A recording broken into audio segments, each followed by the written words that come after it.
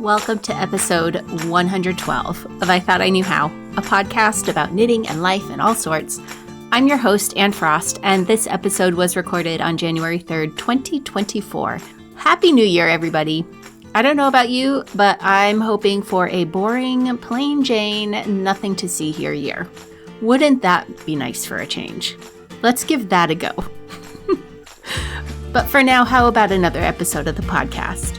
Let's go, folks. It's been 2 months since we were last together here on the podcast, and a lot has happened since then. First, I hosted an online posting challenge for Wember through the month of November. All of the posts from that by me and the other Wember participants can be found on Instagram by searching for the hashtag Wember2023. Participation in the posting challenge this year was incredible.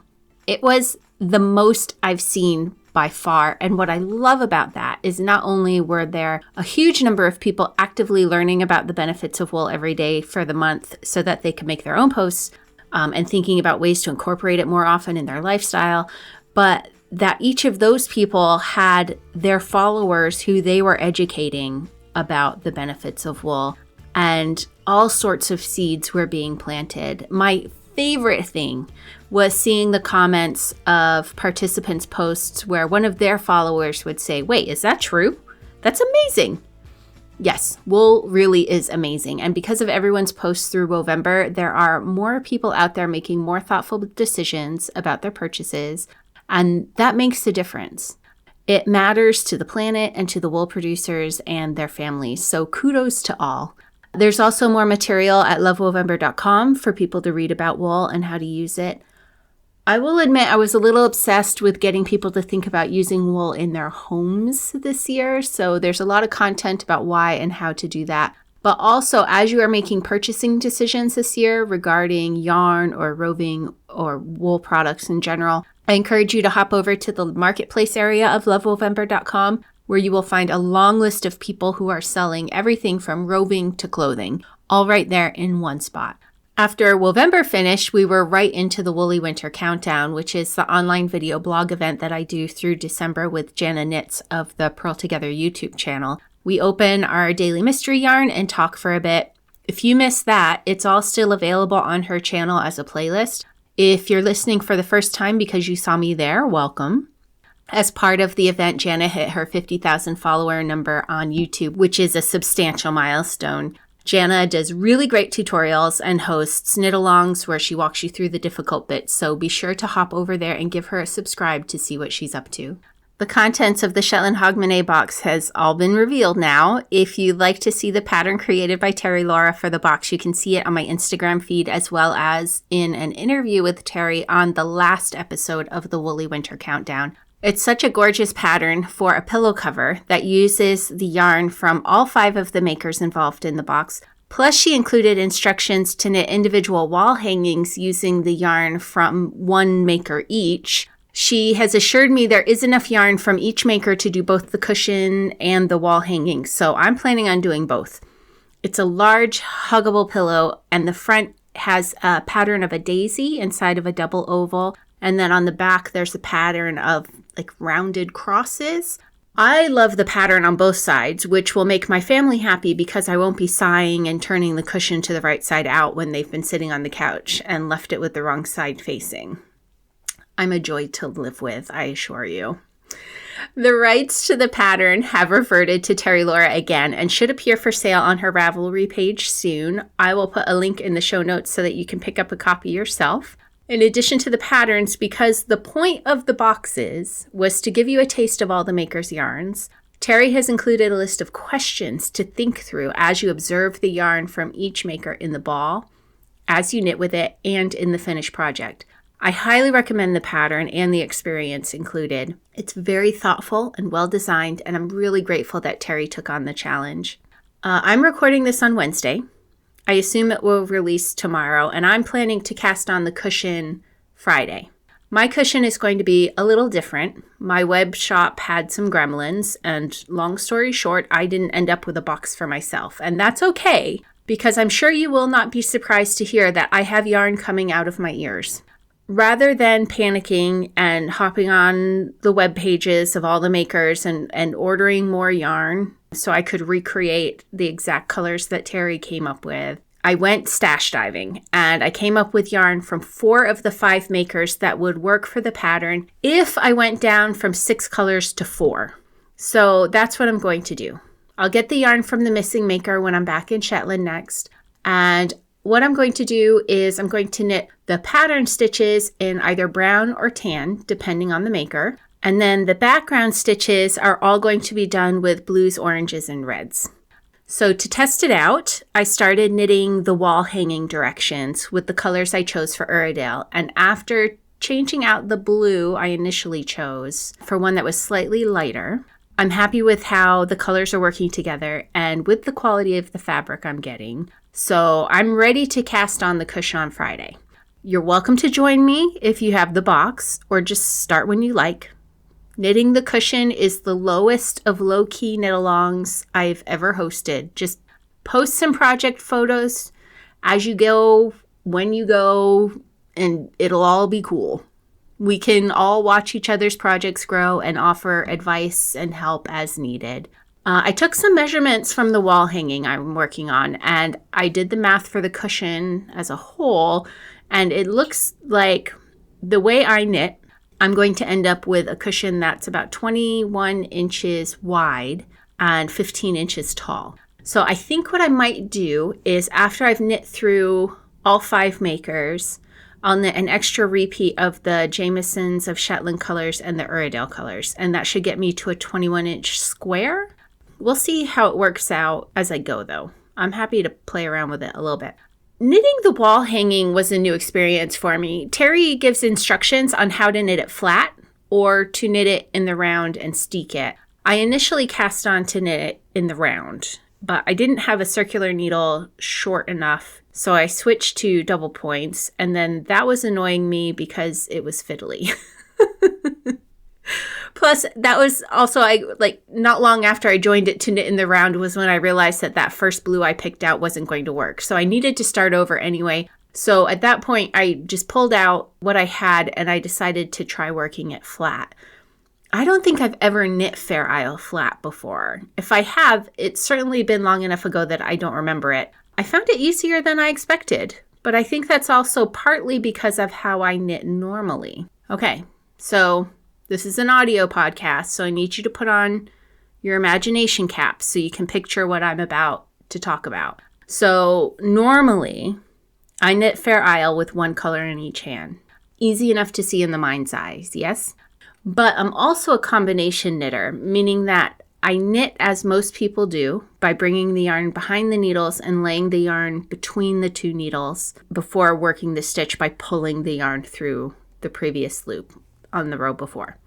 Okay, probably also easy enough to imagine. But I purl by bringing the yarn in front of the needles, both needles, and then laying it between the needles from the left to the right.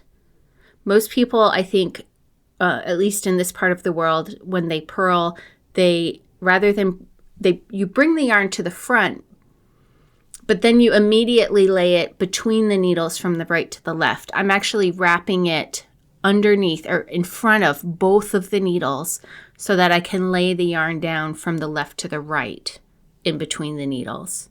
Okay? Why do I do this? Purling this way gives me a more consistent gauge when I knit in stockinette stitch. It prevents that rowing out that you see in some people's knitting where it looks like every other row is slightly larger than the one around it.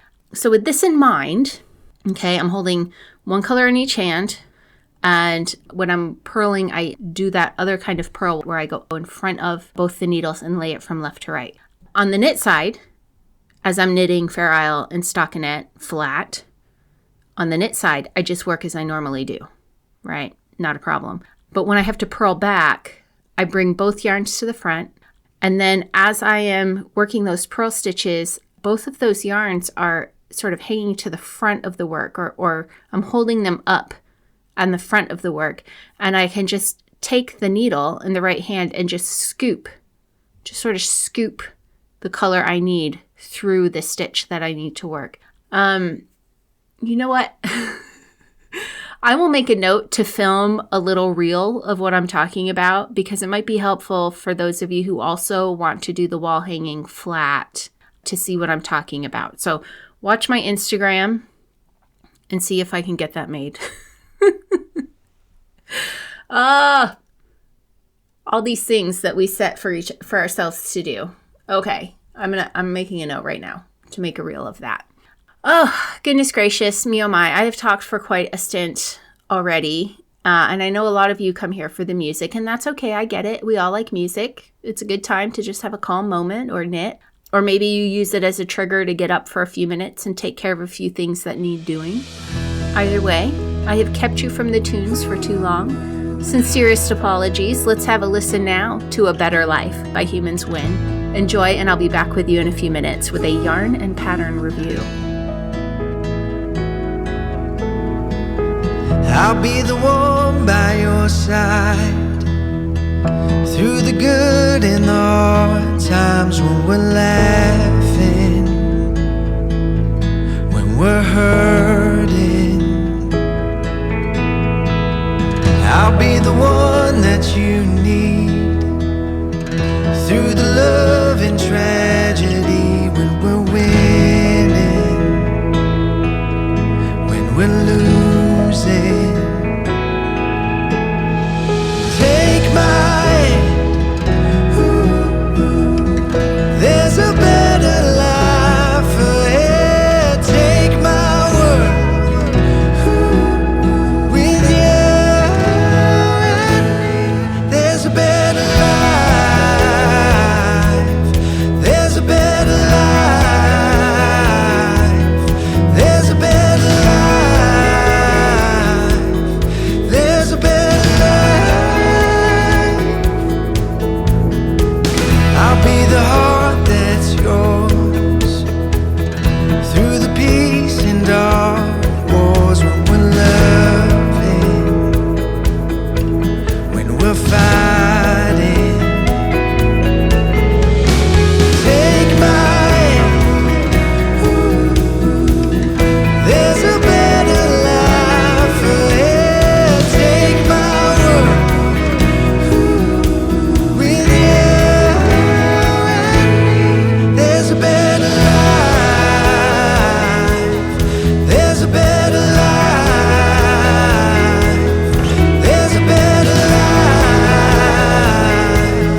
There's a better life.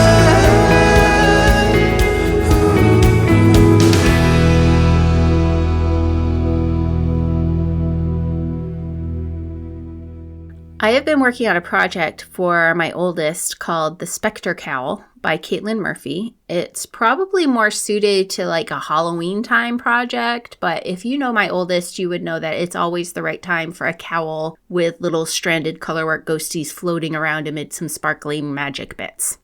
The cowl starts with a provisional cast on and is knit in the round with no ribbing at all. You knit the 72 rows of pattern twice, and you Kitchener the start to the end so that the floats are all hidden inside the cowl itself. Now, of course, I can't just knit anything these days, so I set about modifying the design a bit. I tinker with everything.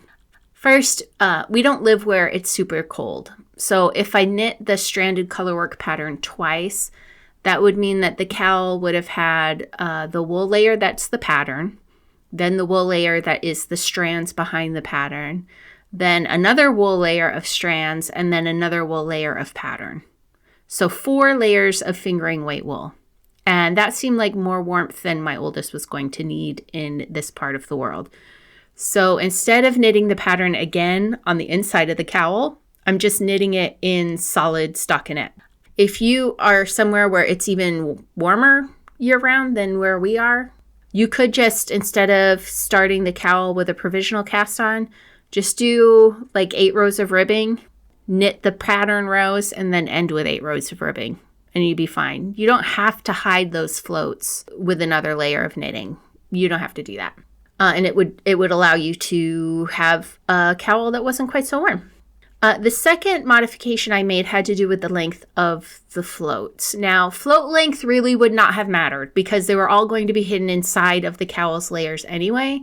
But it also would have made more sense with this project to just do the ghosts in Intarsia and then the little magical areas as their own Intarsia section as well. So I could have done it in stranded color work and just had long floats, or I could have done it in Intarsia and had shorter localized floats around the magic sections. I could have done that, but did I? No, I did not. Instead, I opened up the file in Knit Companion and I drew in more of the pattern stitches in the magic areas so that instead of looking like ghosts that are sort of dancing around with magic, they now look like they're caught in a snowstorm. I am so tickled by my winter ghosts frolicking in the first snow of the year. Are they the spirits of ice road truckers? Were they besties who met their end while cutting ice for the summer months? Or were they just big fans of winter in their living years? I don't know, but they sure are enjoying it now. I'm not quite done with this project, but it should be off my needles tonight, so I'm talking about it anyway. Despite the fact that I modified the pattern for my own needs and preferences, I can say that the pattern as written is very well done, clearly explained, and error-free. I'll provide a link to the pattern and the maker in the show notes. Now, onto the yarn. I went to my stash for yarn for this one, and I came out with the Garthenor Organic Percelli yarn that I picked up when I was in Cardigan, Wales, nearly a year ago now. The folks at Garthenor were kind enough to allow me to stop by and see the progress on their mill and do a little shopping, and I may have come out with an armful of wool. Shocking. I know many of you on this side of the Atlantic have been able to get your hands on their wool too because they've been coming to Rhinebeck for the last few years. I absolutely love what they are doing as a company. They work with farmers around them to get the wool they need for their products, and they're labeling the fiber content of each of their yarns for us, the makers, so that we know and can appreciate what we're working with. Their yarn is not just labeled wool. For instance, it's called like a blend. This is a blend of Romney and Polworth. And what a treat, what an absolute treat to know up front what we are working with so that we can know, like, ooh, I like that yarn for this project because it's from this particular breed or this particular breed blend. And when I want to do something similar in the future, I can know, oh, like that breed gave me this quality and I can look for that type of yarn again. It's such a treat to be able to know as a knitter exactly what the tools are that we are using. I love it. Love that Garthenor Organic is taking the time to do this. That said, I have a slight beef with Garthenor about their Percelli line. Okay, let me tell you about the yarn quick, and then I'll explain what my beef is. It's a fingering weight yarn that is worsted spun, and it's made up of 4 plies that are, spun together. It's a good round yarn. I knew going into it that because it was a worsted spun, I was going to have to be a little bit more careful with my color work because it's not as lofty as a woolen spun, which is a bit more forgiving for color work. It's going to be less sticky and less poofy due to the spin type. This is not to say that it's not good for color work. It's a different effect and it requires a bit more care. That's all. My beef does not lie with any of these factors. So far, all of these qualities are fine, lovely things. No, my beef, slight as it is that this is a 2-color project. I used a natural shade called Rigging for the pattern stitches and a dyed shade called Dragonfly for the background color. Dragonfly is a beautiful deep teal blue. The contrast between the two is excellent. And the teal blue of the Dragonfly helps with that wintry vibe that I needed for my modified pattern of the ghosties in the snow.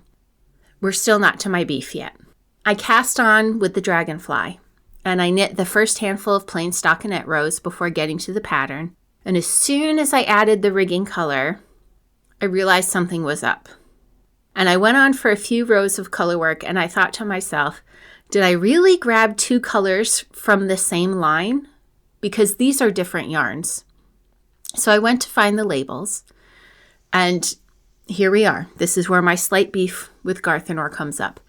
While they are both called Preselli yarn. They're both the same line of yarn from this manufacturer. The white is a blend of Polwarth and Romney, while the Dragonfly is dyed onto a blend of Polwarth, Romney, and Hebridean.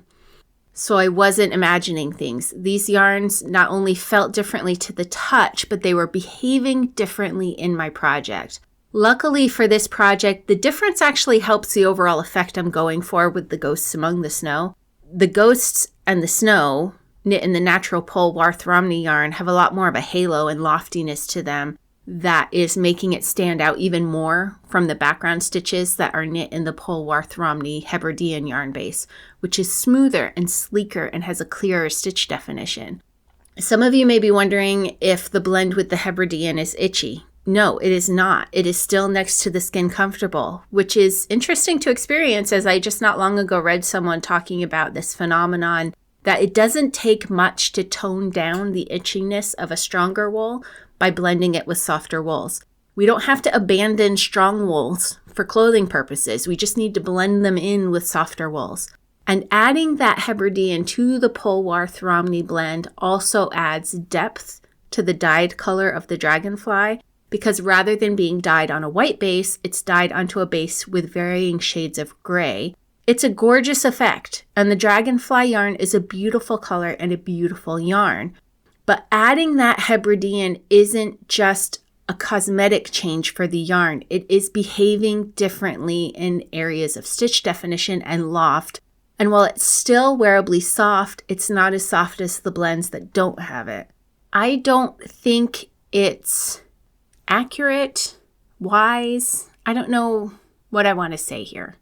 I don't think that both of these yarns should be called the same thing in the Garthenor product line. That's my beef. They're both lovely yarns. They both have their uses. I would happily use them both again, and I'm more than happy to recommend them to those of you who are listening. And as I said, for this project, it was a happy accident that their differences augmented the look of the final product. But I can also easily think of other situations where I could order a bunch of yarn from the Preselli line and be upset to find that the yarns are behaving differently from each other in the finished project. I think it would be better for the end user if Garthenor would split this line and call one of the blends Preselli and come up with another name for the other base. And then let the consumer know Preselli and whatever name they call the other line is the same size and spin, but it has a different fiber content. Preselli will give more of a halo, the other one's a little more sleek, but you can use them together in projects if you like. That's all. That's my beef. It's a minor one, but I think it's an important one for the end user. And that all said, do I recommend the Preselli yarns from Garthenor Organic? Yes, I do, unreservedly. It's a great yarn from a great company. And now you know that as you order, you can compare the labels of each of the colors and get colors that are on the same base yarn if that's what you want to do. Okay, let's have another song. This one is a bit of a late 60s, early 70s vibe to me, but what do I know? I wasn't alive then. And if there's one thing I've learned from watching the youth of today trying to recreate styles from the 90s, you really had to be there to know. Anyway, this is Sarah Angel with Strawberry Daiquiri.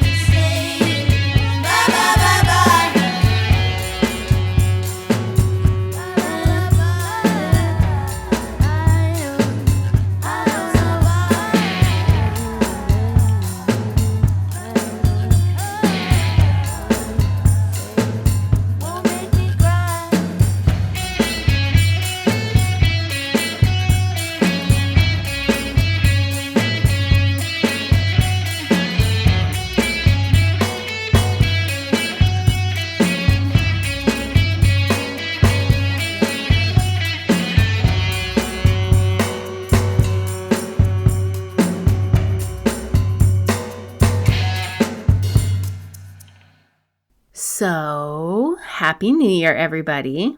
The crafting interweb has been all abuzz over the last week with people posting fibery resolutions for the year. And the older I get, the crankier / more realistic I get with myself about such things. In the past, I have set goals to finish one major project a month, to knit from stash yarn only, to knit only unfinished projects until they are all done. Last year, my goal was to start and finish a bit of Christmas knitting every 2 months of the year. And I never stick with any of them because opportunities come along. And it's not like any of my crafting goals have existential importance. I can understand setting a craft goal that is budget related if you're trying to get your finances in order or you need to improve your organizational skills. But other than that, you're not going to spark a hurricane if you cast on a project before you finish an old one or if you buy 3 hanks of yarn at a fiber festival. I currently have 15 projects in the works, and I'm about to start a cushion and a series of 5 wall hangings. Plus, I want to knit Stephen West's new Hyber knitting shawl, and I have not just 1, but 3 dresses I'd like to get on my needles. Now, this is clearly ridiculous, but it was ridiculous before January 1st hit, and resolving to plow through them all or only work on these things isn't going to line up with reality, especially given my line of work. More things are going to come my way to review. New patterns will be released to be knit for particular events. Stuff's going to happen. So this year, instead of setting resolutions or imposing rules on my crafting habits, I'm just going to focus on really enjoying my craft. Not rushing through projects, not cranking things out, not producing to post. If the yarn isn't working for the project, I'm not going to carry on with it. If the pattern is poorly written, I'm not going to fight it. If a stitch pattern is bugging me, then I won't make myself power through. I want every stitch I form this year to be made with a measure of joy. That's all. But maybe you're thinking differently. Maybe you do have things you feel like you have to get under control, and that's fair. We're all at different places in life. I feel the way I do this year, but by next year I may have 30 projects on the needles and may really feel like I really need to just work on UFOs until they're done at that point. So for those of you who are resolving something in your craft life, I offer the following suggestions from times in my life when I did have more concrete resolutions. First, write down your intention and have it somewhere where it can be regularly seen so that you are reminded that you are working on it. If you are as easily distracted as I can be, you may have already made and forgotten your resolution before you've heard me talk about this on this episode. Write it down. Put it up somewhere. The only year that I succeeded in a goal to knit from stash was when we first moved to the Philippines. And I hadn't figured out yet where to buy yarn there, and we didn't have time or finances to go home that year to visit family. I doubt any of you will be moving to a tropical country for a full year to help you hit your knit from stash goal, but there are lessons to be learned here. If you really cannot afford to buy yarn this year due to finances or storage concerns or the space the stash is taking up in your mental storage, don't put yourself in situations where there is yarn to buy. Yes, that might mean that you don't go to yarn stores this year or to the super fun fiber festivals that everyone else is going to. Don't put yourself in the position to buy if you don't want to buy.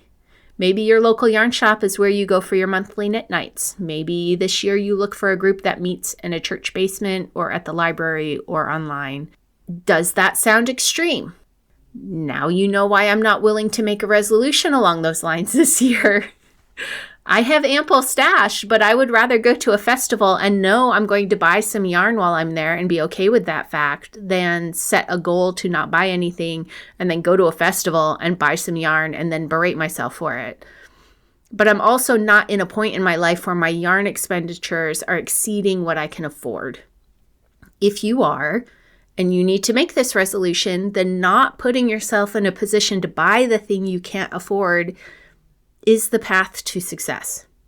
If you're resolving to get through your unfinished objects, there are several ways you can do this. I recently found someone on Instagram, and I don't know her name offhand because I just see her posts about it randomly, and her name hasn't stuck, but she's doing she's doing one extreme, which is she pulled out all of her unfinished projects and is just plowing through them one after another. She started with something like 45 or 60 or something, like a huge number of them. And after a month or so, she's down into the low 20s, I think. Posting about her progress on her social media has provided her with a cheering squad, but beware that if you go that route, that you're also inviting negative comments from people who can't believe that you'd have that many projects on the go at once because they only work on one project at a time. That's not helpful. And hear enough of that, and you might start to feel discouraged. So consider carefully how you want to handle involving others in your resolution. Maybe just involve a few trusted friends who will understand and cheer you on consistently. At the other end of the spectrum, if you want to be working on new things as they come your way, but also get some of those unfinished things done, pick 1 week of the month or 1 day of a week to work on them, and that's it. Set a reminder on your device so you don't forget, or write it on your calendar. You could also do a finish it or frog it month if you think you have the attention span to just deal with UFOs for a 30-day span of time. If you are on social media, I host an extremely informal Face the Music Monday event each week where we just post what UFO we're working on that week using the hashtag Face the Music Monday. If you'd like to join in on that, you just have to follow that hashtag and cheer on anyone that Instagram shows you each Monday. Post your own progress for some digital high fives from others. But whatever you decide to do, make a clear plan, set reminders for yourself now, and stick with it when those reminders pop up for you. If your goal is to do more knitting for charity, same idea. Set aside set times of your month or your week to just work on charity projects. I resolved to use my Sunday knitting time for that, but let that intention fall to the wayside when other knitting with deadlines got in the way.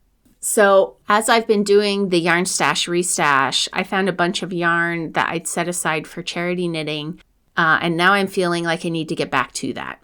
So we'll see if I end up making that a habit again or not. If keeping your stash organized is your issue, I am currently wrapping up the latest incarnation of the yarn stash restash. During this yearly event, we go through all our yarn crafting supplies and we get them put away in proper order. If you are late to that party, all the prompts are there on the I Thought I Knew How Instagram account or the I Thought I Knew How page on Facebook. I run it as a 2-week event, which I find works for most people. But you might need to slow things down and spread some of the prompts over multiple days to address what you have. That's okay. No one is following you around with a stopwatch. If they are, there's a different discussion that you need to be having with them. If you get to May or September and you find that the stash is taking over your home again, you can go back on my feed and go through those prompts on your own time and get it back in control again. Whatever your thinking is as we start this new year, if you're Camp Current Anne and thinking you just want to enjoy your craft, or if you're Camp Old Anne and feel like you have to build new habits immediately and get your woolly life in order, that's fine. It's fine.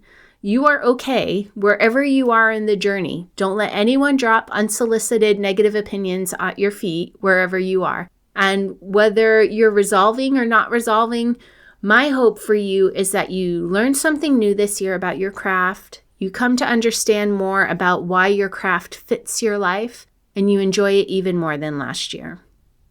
One more song, and then there's quite a lot to talk about before we go. This one is I'm Missing You by Skip Tracy.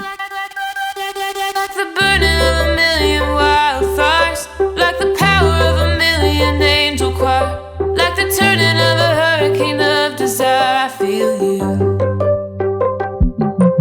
like 100,000 lashes upon my back, like 100,000 kickers and feet to black. Oh, you know I feel you. Oh, this pain is breaking me. On the edge of going crazy. I'm missing you.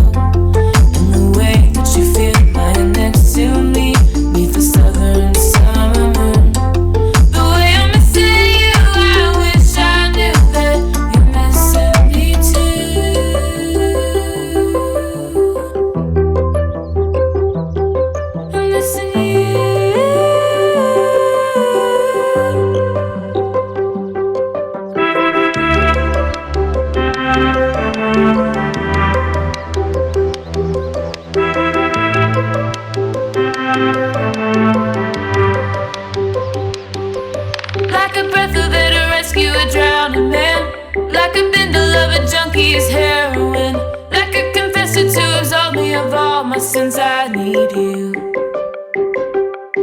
Oh, this pain is breaking me, on the edge of going crazy. You know this pain is breaking me. I'm missing you so desperately. I'm missing you.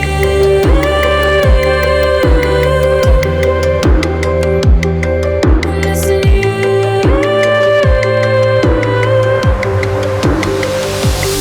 I'm missing all the nights we fly so high like there's no tomorrow. I'm missing all the times when you stick by while I went way down low. And the way that you feel lying next to me beneath the southern summer moon. The way I'm missing you, I wish I knew that you're missing me too.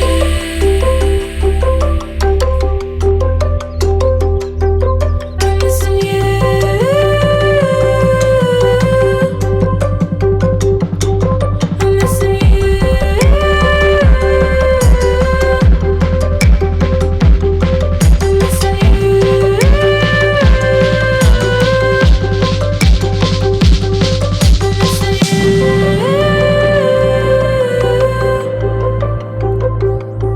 I'm missing you.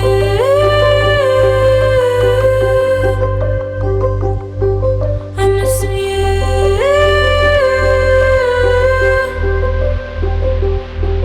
I'm missing you.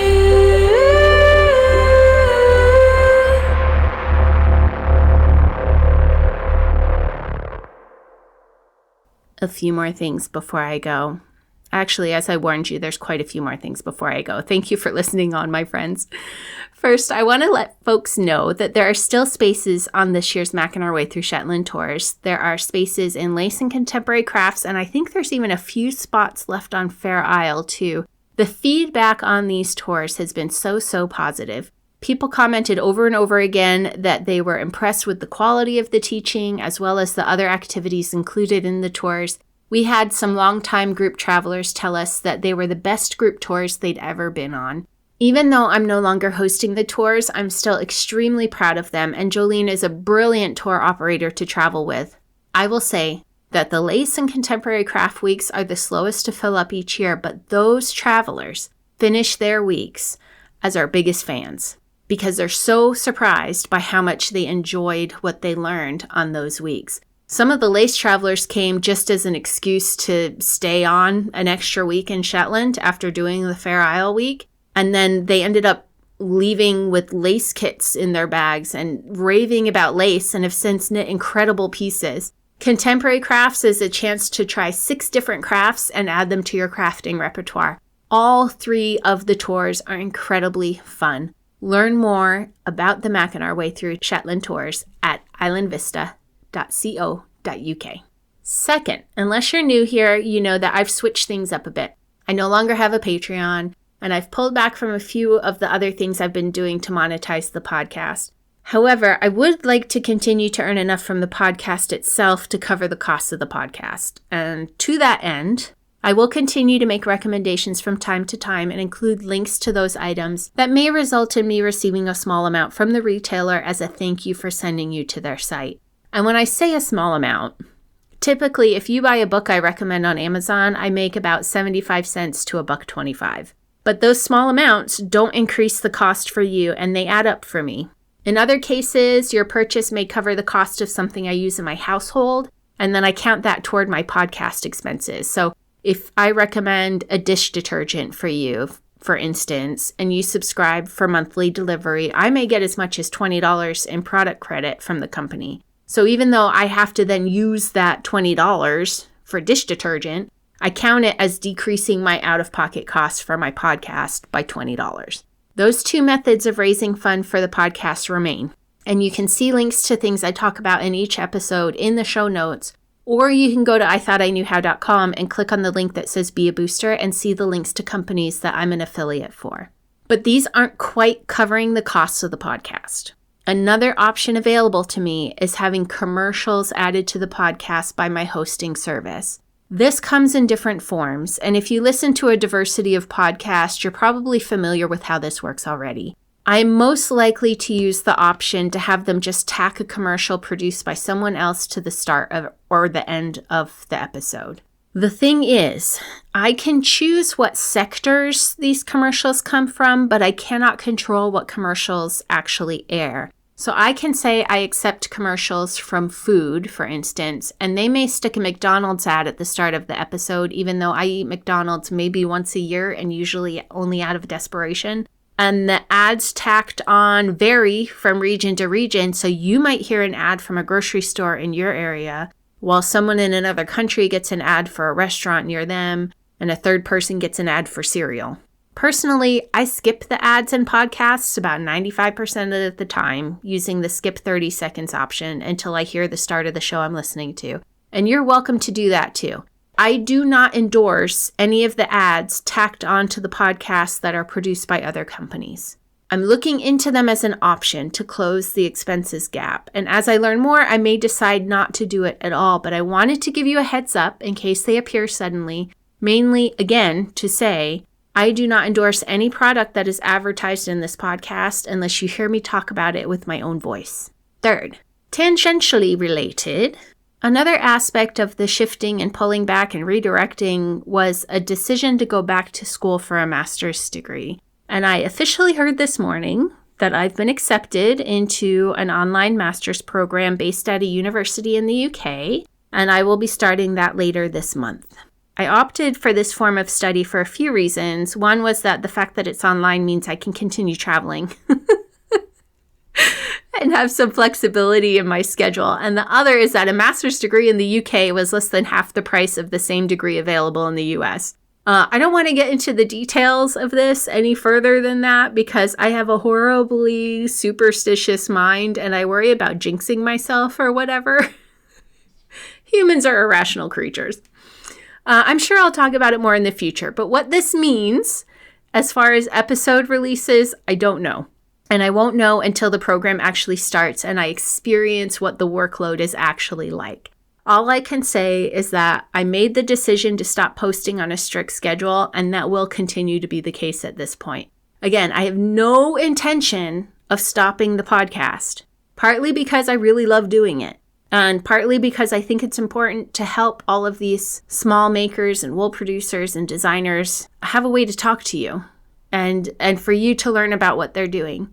And partly because it will serve as a functional tool for what I eventually hope to be doing. So letting it die would be shooting myself in the foot. So there's a lot of reasons to be continuing. My intention is to continue. I have no intention to stop. And to those of you who reached out in various ways over the last, however many months since I talked about having to change up the schedule for the podcast and pulling back from the Patreon and everything. Those of you who have reached out and said, I love what you're doing. Please don't stop.